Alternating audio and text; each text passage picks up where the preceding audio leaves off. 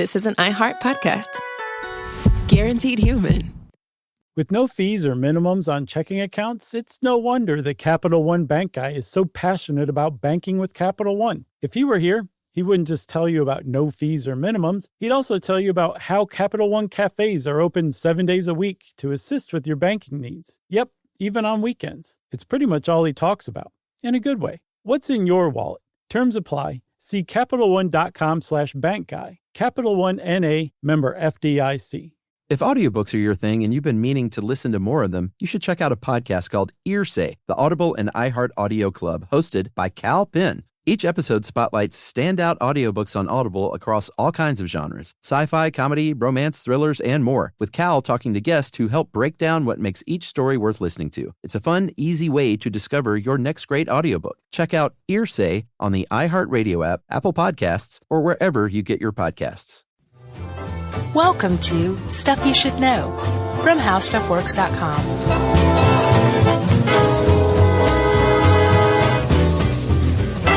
Hey, and welcome to the podcast. I'm Josh Clark. There's Charles W., Chuck Bryant, and Jerry. You know, that just sounded like what? Like that's what happens. Like you're having a nightmare, and Yumi wakes you up in the middle of the night, and you just go, "Hey, welcome to the podcast," and then she slaps you across the face real hard. It's true. Yeah, that is what that sounded like. that's what it sounded like. It's pretty accurate. I don't know what got into me. You were just supercharged about this topic. That's terrible. What? Supercharged? I don't get it. It's like a supercharged engine? Oh, I didn't even think about that. Oh, good. Well, that makes me feel a little better. Yeah. You know, Jerry, by the way, before, when I told her what we were doing, said, oh my gosh, that was my favorite toy when I was a kid. Nice. Hot Wheels are pretty great. Yeah, I had quite a collection, and I don't know where they are today. Oh, really? Nope. They're missing, huh? Yeah, I don't know if they were thrown out or if my brother has them, or they're in my mom's attic, or what, because I'm kind of curious if I have any valuable ones. You need to find them. Yeah. They could be, apparently, as far as Hot Wheels collectors go, they could be in mint condition all the way down to beater condition. Oh, is that how they rank them? Yeah. Mine would be beaters, because I played with them like crazy. That's good. I mean, that's what they're for. Sure. You know? And there's value for a beater, too. Like, some people apparently harvest them for parts to rebuild, like, a new Frankenstein model. Oh, really? Yeah. That's pretty neat. There's a lot of stuff you can do with them. Yeah, and we should thank the fifth grader who wrote this article, too. Sad face. I complained about that out loud to Holly. I was like, this article actually says sad face. Like, as a sentence. Yeah. I know. Had issues. I'm glad you said something. Yeah. What if it was a fifth grader? Your feelings are all hurt. I think her feelings are hurt either way now. Sad face. So, we're talking about Hot Wheels today. I had a couple. My favorite toy was G.I. Joe, but I appreciated Hot Wheels. Yeah, I had G.I. Joe, too. We should do a G.I. Joe episode sometime. I had the older ones, though. You probably had the huge ones? Yeah. Yeah. No, I had the real ones. Yeah. Oh. Yeah. That's fighting words. Man, the ones that I had were so awesome. They were like, there was a huge, vast collection of all of them. Yeah. There was like Cobra. Cobra didn't exist when you were collecting G.I. Joes. No, but how could you say like, oh, that one that's 10 inches tall and has real clothes and fuzzy hair and the kung fu grip is inferior to this little plastic thing? I think you just said it all. Fuzzy hair says it right there. I don't really mean that, Chuck. I don't have a dog in that fight. Like, if you like the big G.I. Joes, that's cool. I got no problem. Yeah, as a quick side note, I have to tell this story. Okay. When, you know how I used to do book reports and you would have to have a visual aid? Yeah. I might have told this before. If I do, I apologize. I don't recognize it. I did a report on Franco Harris when in elementary school because he was the football player? Yeah. I don't know why I did it on Franco Harris. Yeah. But I got my mom to make me a little Pittsburgh Steelers uniform for my G.I. Joe because he looked like Franco Harris. Nice. Yeah, and that was my visual aid. You still have it? No, of course not. We had the G.I. Joes, but I think the Steelers uniform has gone bye-bye. That's sad. Yeah. You know, I'm sure your mom put a lot of work into that. Now I feel guilty. So, Chuck, I have a question for you. Yes. Did you know that the number one vehicle manufacturer on the planet is in fact Hot Wheels? I did. It's astounding until you stop and think about it. Sure. Like, apparently since 1968, when Hot Wheels were first introduced, more than 4 billion Hot Wheels have been produced. That's more than the big 4 Detroit automakers combined. You're like, wow. And then you think, oh yeah, it costs a minute fraction of the cost to build a Hot Wheels than it does a normal car. Yeah. Plus also, it's not like you're going to go, I want this Buick Cutlass Supreme in every color it comes in. Right. With the Hot Wheels, you can do that. Yeah, what's the Lego stat is they're the biggest manufacturer of tires. Yeah. I wonder though, do these not count as tires because they're plastic? They count as wheels? I don't know, man. Because 4 billion times 4, that's 16 billion tires. That's a really great question. I might have to challenge Lego, or maybe just look up how many tires they manufacture. Old Kirk Christensen is not going to be happy about this. Who was that? The founder of Lego. Oh. Remember Ole? Oh, yeah, that's right. I thought you were saying old. No, Yeah, Ole. I remember Ole. Yeah. So, let's talk about the history of this stuff, huh? Okay. So Hot Wheels, like I said, have been around since 1968. And anybody who's heard the Barbie trademark podcast will recognize the name Elliot Handler. That's Ruth Handler, the inventor of Barbie trademark's husband. Sure. And Elliot apparently saw a real chance to muscle in on an already extant market by a company called Tyco that had a line of miniature metal cars, die-cast cars is what they're called, called Matchbox cars. That's right. By the time Hot Wheels came around, Matchbox was already there and had established a market, and Mattel said, let's get in on that. Yeah, and the rumor is that he saw his grandchildren playing with them and said, they kind of stink. I can make these better and cooler. Right. And he had as the story goes, had a designer, which we'll talk about in a second, called Harry Bradley. Sure. And he had a hot rod, and Elliot was in the parking lot one day and said, man, those are some Hot Wheels you got there. And apparently, if you go look at the old original commercials for Hot Wheels. Did they say that? That's how they pronounce it. Hot Wheels. Oh, instead of Hot Wheels? Yeah. The emphasis is on the hot. It sounds awkward. They're like, race your Hot Wheels. But it makes sense, them. though. You can race them. Just go buy some Hot Wheels. That's how they say it. Collect all your Hot Wheels. Yeah, but that makes more sense in the context of a sentence. It does, but having been raised, right, post the emphasis Hot Wheels is wrong. Yeah, Hot Wheels. Because Hot Wheels. Now I'm trying to picture the guy in the parking lot saying, "Those are some Hot Wheels you got on your there." You'd say, "Hot Wheels you got there." You know? Yeah. Oh boy, we can sure waste some time. We sure can. But the first in 1968 is, like you said, when the first line came out of 16 Hot Wheels. They were sold initially for 59 cents a piece. Yeah, and like you said, the guy whose car originally inspired the name Hot Wheels was Harry Bradley, and he was the designer of that first 16 cars. They were also called California Customs Miniatures, was that first original 16 group of Hot Wheels that were released in 1968. So, and Harry Bradley designed them all, including apparently he got his hands on the first one, by the way, that came out was a Chevy Camaro. Of course. The second one that came out was the Chevy Corvette. Of course. And apparently the Chevy Corvette came out before the actual Corvette came out. Yeah, the 69 Corvette, that is. So Harry Bradley was an old hand in not just miniature car design, but car design in general. He was an old GM designer, and I guess he had connections still at GM, and probably under the table in a possibly illegal way, got his hands on the blueprints for the Corvette that hadn't been released yet, and Hot Wheels beat GM to the punch in releasing the 1968 Corvette. Yeah, 69. Thank you. That's all right. As the lore goes, he supposedly knew that the cafeteria door was unlocked, so he snuck in through the cafeteria door. But that's called industrial espionage. Yeah, that sounds like a story, like just lore. Okay. But maybe so. Maybe he committed industrial espionage. Yeah. So like you said, those were the 2 of the first 16 in that original lineup, that original collection, which if you have any of those, yeah, you're doing okay. Yeah, you got some money that you're sitting on. Cause I mean, like they went all out on those, that original line. Oh yeah. Like there were bushings to the suspension. Yeah.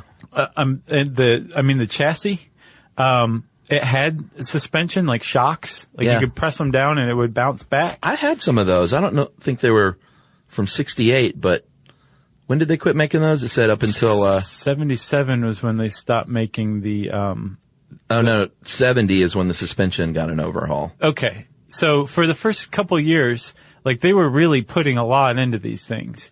The tires were Redline racing slicks. Yeah. And the whole reason they went to so much trouble is because they really wanted to destroy their competitor Matchbox. And one of the ways they did that was by making these things far more functional, than the Matchboxes were. The Matchbox cars were. So they really could race. Yeah. And if you put a Matchbox car up against a comparable Hot Wheels, say the same model car, Yeah. The Hot Wheels will destroy it every time in the head-to-head race. As we saw on the internet. Yeah. A guy did that, of course. He took 2 Volkswagens and 2 Audi 8s, I think, and 1 Matchbox and 1 Hot Wheel. And he said they won by at least a car length, every time he tried. Right. And this was no loop-de-loop or anything. It was just the straight race. Right. They painted them originally in Spectra Flame, which was very shiny and sparkly and expensive.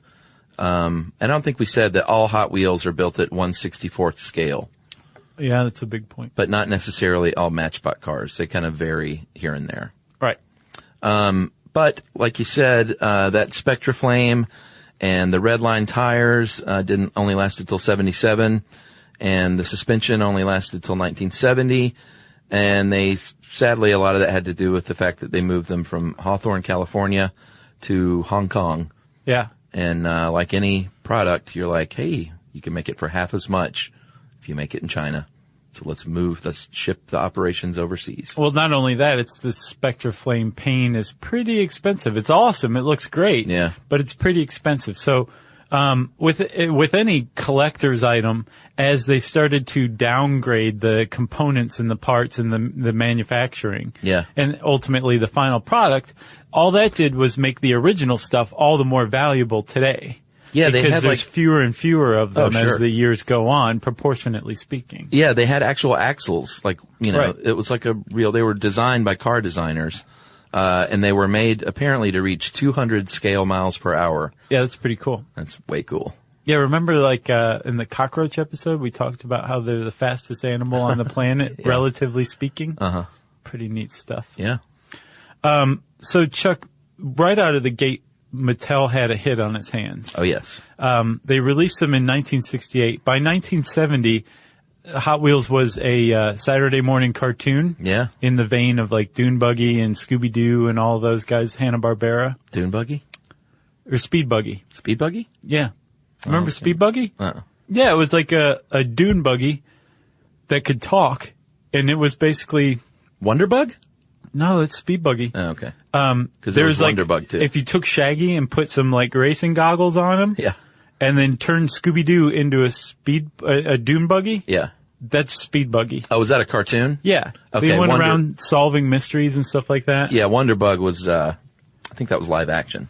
Oh, this was a cartoon. Sid and Marty Krofft. This is exactly like Scooby-Doo by the people who did Scooby-Doo, using the same people who did the voices for Scooby-Doo. It just vaguely changed the characters. Hot Wheels was virtually the same thing, except it was about racing clubs. There were the bad guys and Right. the good guys, and Do you know what this proves? what? Is the 1970s, the Dune Buggy was a very popular thing. Mm-hmm. Remember seeing those on the road? Mm-hmm. Like, I used to see them all the time. Not all the time, but in the 70s, it was a common thing. Yeah. You don't see them anymore. Very rarely. Nope. No Gremlins, no Yugos, no Wonder Bugs. You know, I like Gremlins. Do you? They're okay. For me, though, the coup de grace of car design is the AMC Pacer. Yeah. It's like the Formica kitchen of cars. Yeah. It's beautiful in all the weirdest ways. So much window. That would be my sought after Hot Wheels. If I had a Hot Wheels if I just could have one Hot Wheel, Yeah. it would. I don't know if that would be it. I'd be happy with that one. Now, do they have that as a Hot Wheel? Oh yeah. Okay. I looked it Because, up. And if you look up AMC Gremlin Hot Wheels, Yeah. they went to town on those. They had Yeah. some with like the intakes like sticking out of the hood and Yeah. just all sorts of just awesome different variations like IndyCar Gremlins and stuff like that. Yeah. Because and that raises a pretty good point. Hot Wheels has always been about the racing design. Like they've designed them to look like racing cars, but they've also manufactured them to actually be able to win a race like we talked about with Matchbox. Yeah, and one of the differences, that is one of the main differences between the Matchbox and the Hot Wheel is they were just much more interested in being sportier. Like you could get a Matchbox like a delivery truck. Right. You know, they had, but the Matchboxes looked more real. They all were about looking realistic. Right. And not necessarily performance. Yeah. And hey, if you want a bread truck, you can get a bread truck. Right, exactly. But you can't get a bread truck Hot Wheel. Right. You know? We'll talk more about all of this jam right after this.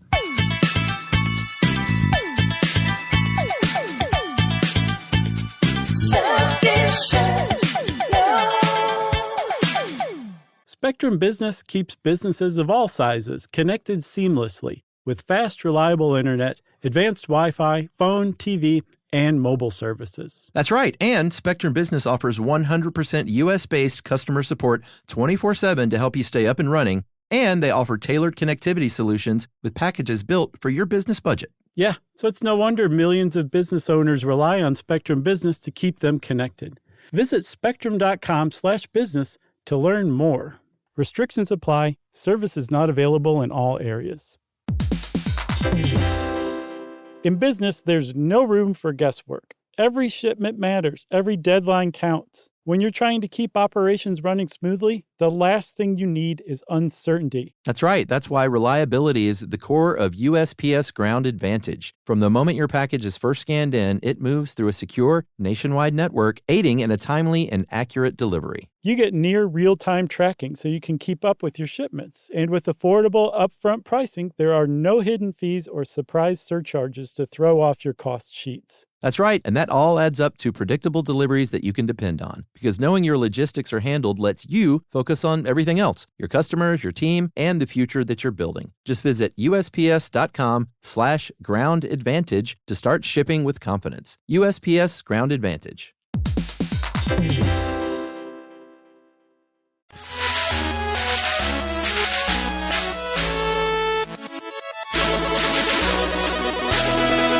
You want to go ahead and talk about some of the other differences between Matchbox and Hot Wheel? Yeah, sure. Since we're at it. Hot Wheel is the one that is more likely to have, branded versions. Oh, man, and do they ever. Like the Ghostbusters Ectomobile. Right. Or even more than that, like they have a deal with M&M Mars for 2015. Oh, they do? So they have like a Twix trucks and a Skittles van and like all this stuff. They have licensing with DC and Marvel this year. Fast and the Furious. I know they had a line. Yep. Yeah. So they're really big time into branded. And a lot of times they'll have like a store will just have exclusives. Like access to an exclusive line of Skittles cars or something like that that you can only get at KB Toys. Yeah, I think they have a NASCAR deal too, if I'm not mistaken. I would not be surprised. And the Hot Wheels usually have a little bit wider, a longer axle and wider wheels, because it's just cooler if that wheel sticks out from the body a little bit, you know. Well, plus also supposedly, and we'll talk about this a little more, when you shrink a car down to scale, it looks a little weird. Yeah, you might as well go ahead and bring that up.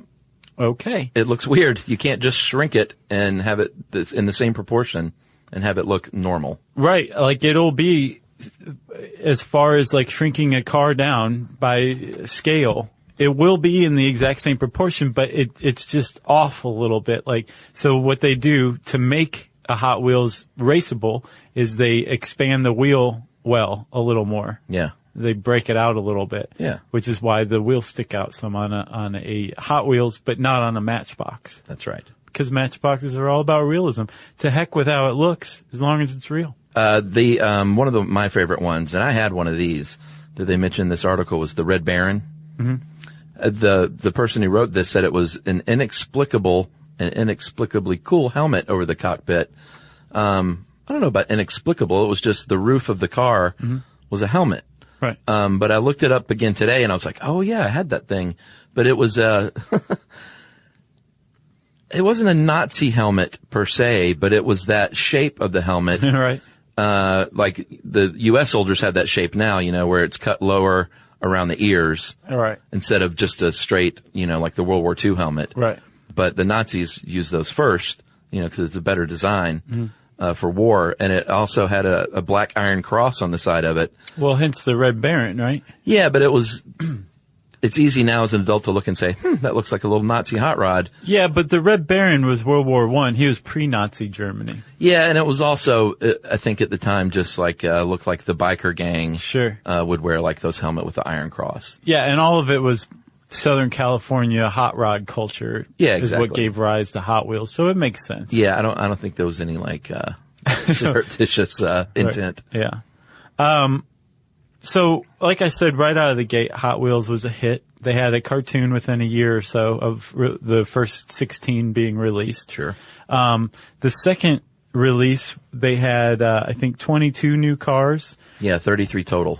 And then, the third year, they had they released 33 after that, right? Oh, no, yeah, I'm sorry. 33 by 1970. So they did 16, 24, and then 33, and all of them came in like different colors, right? So like I said, if you had one, that didn't mean you had them all. You wanted to collect them all. Yeah. So kids were going crazy for it.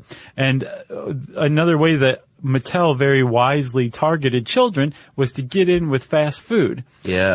In 1970, the first Hot Wheels came out as a toy at Jack in the Boxes. Oh, really? Yeah. The big one though, the one that like put them over the top, was in 1983 when kids who were lucky enough to be taken to McDonald's for dinner. The Happy Meal. And to get exactly Hot Wheel, which is what they called them at the time, could get one of 14 Hot Wheels. Yeah. In 1983, and they had some cool ones. They had a Chevy Citation. Did they really? Yeah, they had one that was one of my favorites. Actually, it was a Toyota Mini Trek, which is like a station wagon camper, and it even said painted on the side "Good Time Camper." That you could get in your Happy Meal, which if I could have one Hot Wheel, it would probably be that. You know what they were doing now that I look back through my adult eyes? Like snorting pot? No, they were giving you a bunch of crappy ones because you wanted to keep coming back to get the cool one. Yeah, probably. You're like, I got a Citation. I'm like, can I go back because I want to get the hot rod? Right. That's exactly what they were doing. Sure. Man, I feel so like manipulated. What did you think they were doing with Happy Meals? Well, I mean, I know it was all manipulation to get you to try and own all of them. Right. But they should have been all cool ones, but you can't do that because the regular kid might be like, no, I got the cool one, I'm fine. But if you get the Citation, right, you feel gypped off and you really want to go back and get one of the hot rods. Yeah.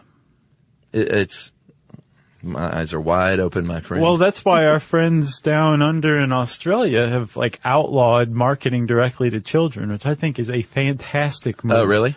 Yeah, that's so unfair to market directly to children. It's just, it almost literally is like taking candy from a baby. Right. Like kids aren't sophisticated enough to psychologically defend themselves from being like bombarded by adults to say, go tell your parents to buy you this. You can't function correctly without this Trapper Keeper.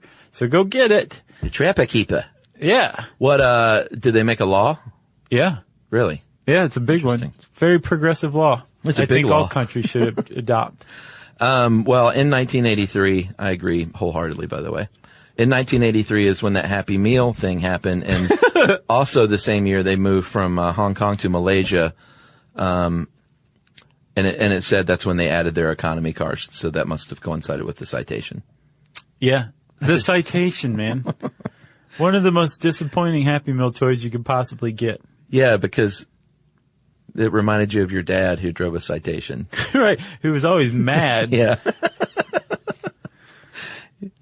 Oh, dear. So, Chuckers. Yes. after 1983, not a lot happened. Hot Wheels just kept going on, expanding more and more and more. Sure.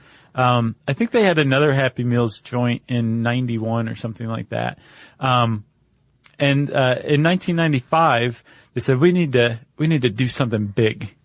And they did. They released something called Treasure Hunt series, which is a purposefully limited release series of cars. Yeah.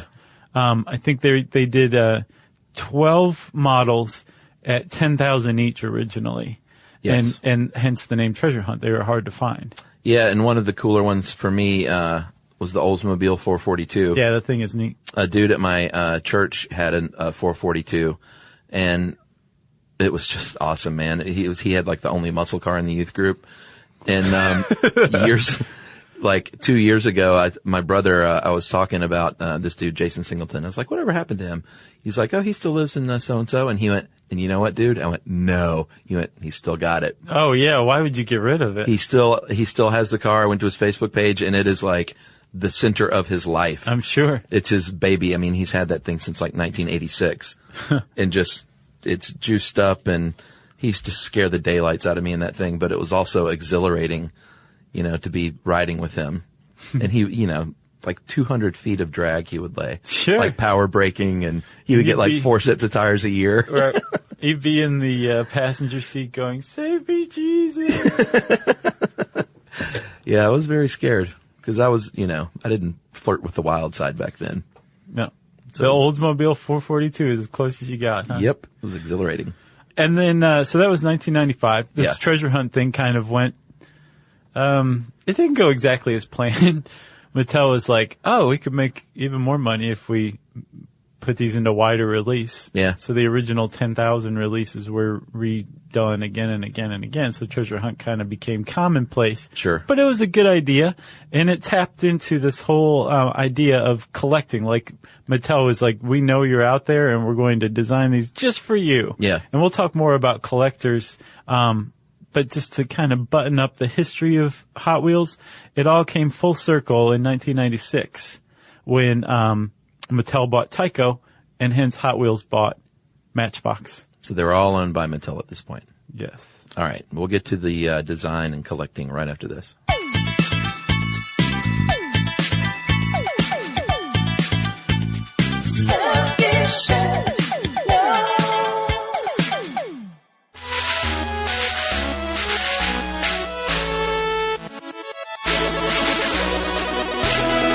So, back then, if you wanted to do a smaller version of a larger car and scale it down, you didn't have computer-aided design and stuff.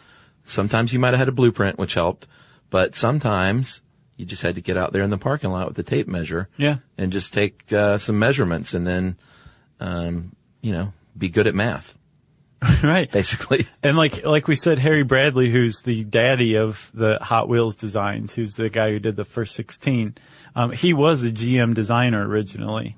In his footsteps followed Howard Reese, and then after that Larry Wood, and those are some of like the legendary Hot Wheels designers. That's the Mount Rushmore of Hot Wheels? Pretty much, yeah. Nice. They would just literally go out and measure these things. And that was one way that Hot Wheels were born. Another way was that, and this definitely differentiates Hot Wheels from Matchbox, is that there are Hot Wheels that only exist in the Hot Wheels world. Oh, yeah. They are called the fantasy cars. They're just the designer's imagination come to life. Right. Whereas Matchbox only, I believe, has bread trucks. Exactly. Well, they only have cars that are based on real cars, right? Right. Hot Wheels has a whole fantasy line. It's interesting that they're owned by the same company still, and they just have kept that distinction. Yeah. I guess some people are Matchbox kids and some kids are Hot Wheels kids. I had both, I think. I had a bread truck. Is that why you keep going to the bread truck well? No, I didn't have a bread truck, but I do remember having a couple of like weird utility type vehicles. That I don't remember. They were probably gifts or stocking stuffers or something. I don't think I like sought it out. I was always into Tonka trucks. I thought Tonka was great. They were obviously much bigger, but those were like construction vehicles, like dump trucks and stuff like that. And still today, that Volvo dump truck, the giant one. Yeah. With the huge wheels, I think is one of the coolest vehicles ever created. Yeah. I think I had one of those when I was a kid. I didn't have a lot of Tonka stuff. Yeah. One of my favorite Hot Wheels though was the Little Red Express truck. I don't remember that. If you saw it, it might ring a bell. It was basically, can't remember what kind of truck it was. I think it was a Dodge, but it was just a cool red step-side pickup truck, and it had the two vertical mufflers on each side that went up above the truck. I think I know what you're talking about. Yeah. Yeah, it's really cool. And if you go to the Peterson Automotive Museum in LA. Oh yeah. They have a really cool exhibit there that I haven't been to in person, but I was looking at it online. A permanent exhibit where they have the real life versions of the Hot Wheel cars. And they have a Little Red Express truck, a full size really? one. Yeah. And I saw it and I was like, whoa. Did you just die from nostalgia? Look, might have teared up a little bit at the desk. But they have, the gussied up Corvettes with the big chrome engines coming out of the hood. And do they have the 442? I don't know if they have the 442, but They will when your friend dies. Yeah. I bet it's in his will. It'll go straight to the museum. Yeah. I'm going to go to this thing though at some point. I don't know on this next LA trip or not, but, it's right there near the La Brea Tar Pits, I think. Oh yeah. So I want to go check it out. Been there. Yeah. It's neat. It is neat. But back to the design. These days, you're not going to need a tape measure and stuff like that. You're going to Photoshop, designs, and you're going to even get a 3D printer to maybe do your prototype. That had to have helped them tremendously. Oh yeah. Because, if you're designing real life cars and you have a 3D printer, that's pretty handy. But with Hot Wheels, like, you can print out pretty much exactly what it's going to look like. Sure. And once they have the prototype done, they'll make a mold out of it and then inject it with molten metal under tremendous pressure. Yeah. And that's why it's called die cast. You create a die that you cast all of the ensuing ones from. Yeah, and I think they're made with less metal than they used to be. But they still have metal components, right? Oh yeah. I haven't seen a new one in a while. I haven't either, but I'm almost positive they do. Okay. And apparently they're still about like $1.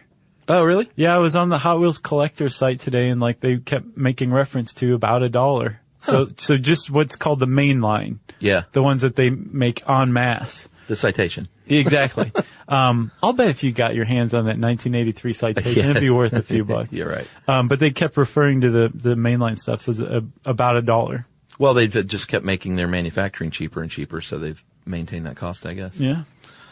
So as far as collecting goes, the most valuable, and that is not this crazy one made out of diamonds for the 40th anniversary, which we'll talk about in a minute, but the most valuable regular Hot Wheel is the 68 Beach Bomb, which was a VW bus in hot pink that had real surfboards sticking out of the back of it. Yeah, originally they only released, I think, 25 of them like that.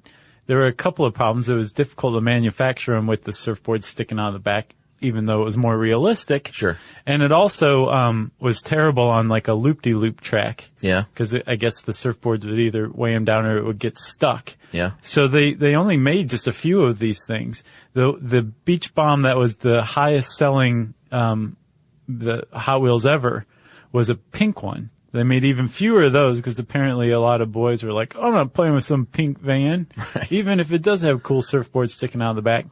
So the thing sold for like, I think $75,000 in 2000. Yeah. And it has since sold again. In 2011, I saw in like LA Magazine for like $125,000. Yeah. It's a lot of money for a tiny little car. Yeah, it is. And that's the highest one ever. Apparently, by a long shot too. Yeah. I mean, I've seen others that were worth like, $10,000 and stuff. Like, I think one of those 442 originals is like $10,000. Yeah, I guess like 1970 Mongoose or Cobra are worth about $10,000 these days. And a lot of them, just like with any collector's item, you'll see if there was just a few of them made, obviously they're going to be worth a lot more. If there was something where they adjusted the design, like for example, the Python was originally called the Cheetah. Yeah. And then they found out that a real life executive with real life lawyers at GM owned the name Cheetah. Yeah. Because apparently GM executives just own names for cars that could potentially be used. Like every fast animal name. Right, exactly. Yeah. So they changed it to the Python, but that was after they'd started manufacturing the Cheetah. So there's some out there that say Cheetah. Yeah. Stamped on the bottom, and if you have one of those, it's worth $10,000. Yeah, it's funny to think about. It's the same with Star Wars. Like sometimes the mistake ones are the ones that are super valuable because like there was some recall, but they're like, oh, but you want that one because the Boba Fett's rocket really shot out before kids started choking on them. Right, or catching on fire. Yeah, and that's the one you want. Yeah. But like you said, it's all about scarcity and supply and demand. Dude, this whole thing has reminded me of a really great gallery I put together about hilarious knockoff toys. Oh, that's a good one. Yeah, go to stuffyoushouldknow.com and look that up. It's pretty awesome. There's some really strange interpretations of beloved toys, including Star Wars toys, that people who make counterfeit toys come up with to try to skirt trademark law maybe or something, or else they just fully don't understand the toy and what its allure is, so they just make it in this weird interpretation. It's pretty hilarious stuff. Yeah, it's a good one. We'll post that again. Okay. And then I did mention the diamond studded one. I always think these things are just ridiculous, but like to take any, like the diamond studded bra was worth, Oh yeah, I forgot $1 million. Right. I just always think it's kind of dumb, but they did make a 40th anniversary edition in 2008 with 2,700 little diamonds and rubies for taillights and black diamonds for the tires and all that stuff. 18 karat white gold body, but it's worth it cost $140,000 to put together. But I'm sure it's gaudy. It's a gaudy Hot Wheels. Yeah, the car's cool. It looks like Mad Max's car. Oh, is that a picture of it? Yeah. I don't think I saw that. Can you identify that car? What is that? It looks familiar. It does look familiar to me. It looks sort of like a DeLorean, but I don't think it is. I don't think so either. No. Man, that new Mad Max looks good, though. Oh, they're remaking Mad Max? Well, there's a new reboot, I guess is what they call it these days. Cool. Who's in it? What's his face that played Bane? Who's that guy? Tom, what's his face? Huddleston? No, not Tom Huddleston. But it's the same director. Tom Hardy? Yeah, Tom Hardy. But it's the same director from all the Mad Max series, so it's... Oh, really? Yeah. Wow. And it just looks, it's supposed to be just like one long, intense chase battle. Yeah. Sounds a lot like a Mad Max movie. Yep, that's what you want. Have you ever seen Vanishing Point? I think so. What is that? It was like, I can't remember the car, but the car was basically the star. It was long car chase from I think, Colorado to California. Yeah, I remember that. That's a good one. From the 70s? Yeah, two-lane blacktop, too. Challenger? That's another classic car movie. The car. Yeah. I haven't seen that one. Yeah, that's a good one. That one weirdly had James Taylor in it when he was young and on drugs and cool. Were they apologizing to France? No, I don't know what the deal was. Did you hear about that?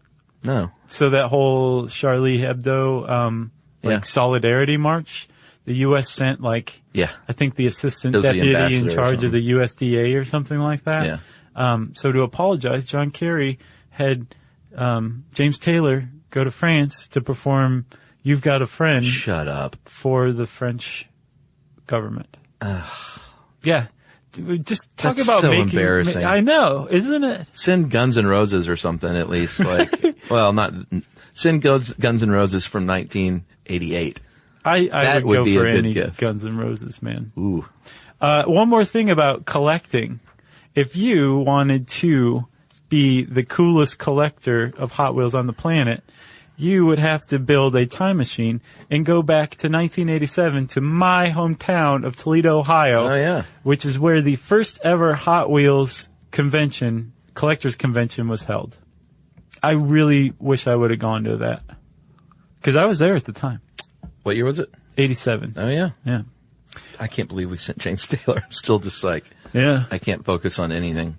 Well, if you want to know more about James Taylor or Hot Wheels or just about anything there is in the universe, you can type it into the search bar at howstuffworks.com. And since I said search bar, it's time for listener mail. I'm going to call this minimum wage proposal. All right. Listened to How Homelessness Works from quite a few years ago, and you guys commented that part of the problem was that low minimum wage in comparison to the cost of renting a 2-bedroom apartment, you'd have to work something like 87 hours per week to afford it, with the implication we need to raise minimum wage. After hearing this, a clear solution occurred to me. I think disagreements on raising minimum wage is a result of a simple misunderstanding. On the raise side, people believe this wage should be set at a level that would allow someone to raise a few children and live a modest but reasonably comfortable level, or at least a safe level. On the don't raise it side, people believe minimum wage is just a starting point for working, like for teenagers at their summer job or after school. This side believes workers were never intended to and should not expect to be able to support a family that pays minimum wage. So here's my solution. Since we're a democracy here, let's just decide what it is supposed to accomplish and then set it at the appropriate level to do that. If we decide as a nation that someone should be able to raise a family, rent a 2-bedroom apartment while earning a minimum wage, let's just figure out what that would cost and set the wage there. Figure in rent, clothing, food, utilities, transportation, etc. Let's say it's $27,000 per year, then set it at that rate. On the other hand, if we as a nation decide that minimum wage is just a starting point and not meant to support a family, it's intended for people with no work history or experience and low to no marketable skills, and we need to set minimum wage at a relatively low level and let the free market will ultimately determine the wage for entry-level workers. And workers historically have been able to increase compensation by gaining skills and good work history. With this settled, any argument about setting minimum wage at a living wage would be mistaken, because we all just decided that people are not meant to live on minimum wage and certainly not meant to support a family. That is from Joe Prohaska in Reno, Nevada. And it's interesting. I look forward to seeing the rebuttal emails. Yeah. I love that kind of stuff. Yeah. It's a great proposal. I mean, I think that is what it's based on. Sure. But as far as I know, the cost of living calculations are really out of date. Yeah. And take a lot of stuff into account that doesn't really apply any longer.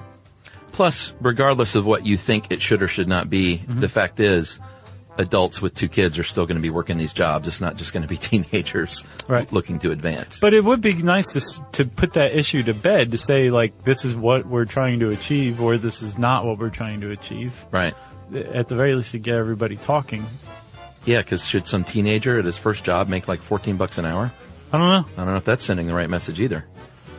I don't know. We'll leave it up to you guys, our dear listeners. When I started working, it was like $3 an hour or something. It was ridiculously low. That is ridiculously low. Yeah. If you want to let us know how you feel about Joe's proposal, was it Joe? I believe it was Joe. Reno Joe? Reno Joe. You can tweet to us at SYSK Podcast. You can post it on Facebook.com/StuffYouShouldKnow. You can put it in an email at StuffPodcast@HowStuffWorks.com. And just for kicks, you can hang around our home on the web, StuffYouShouldKnow.com.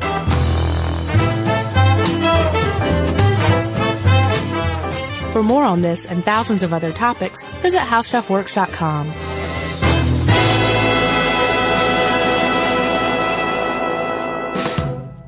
You know, you could be adored by everyone and still completely ignored by your cat. Trust me, I know. But if you feed your cat Sheba, you can go from being ignored to truly adored in 12 days, guaranteed, or your money back. Sheba has a full menu of products, appetizers, entrees, treats, even a kitten's menu. It's so cute. So Sheba has a product for even the pickiest eater. Like Sheba Puree, it's made with bone broth, their chef-inspired flavors. It's got a smooth and creamy texture that cats love and contains no corn, wheat, soy, or artificial flavors. It's food that your cat's gonna love. To learn more, check out Sheba.com. That's SHEBA.com. Snoring? Gasping during sleep? Feeling fatigued? Ask your doctor about Zepbound, tirzepatide, the first and only FDA-approved prescription medicine for moderate to severe obstructive sleep apnea, OSA, in adults with obesity. Zepbound is a prescription medicine used with a reduced calorie diet and increased physical activity to help adults with moderate to severe obstructive sleep apnea, OSA, and obesity to improve their OSA. Zepbound is approved as a 2.5, 5, 7.5, 10, 12.5, or 15 milligram injection.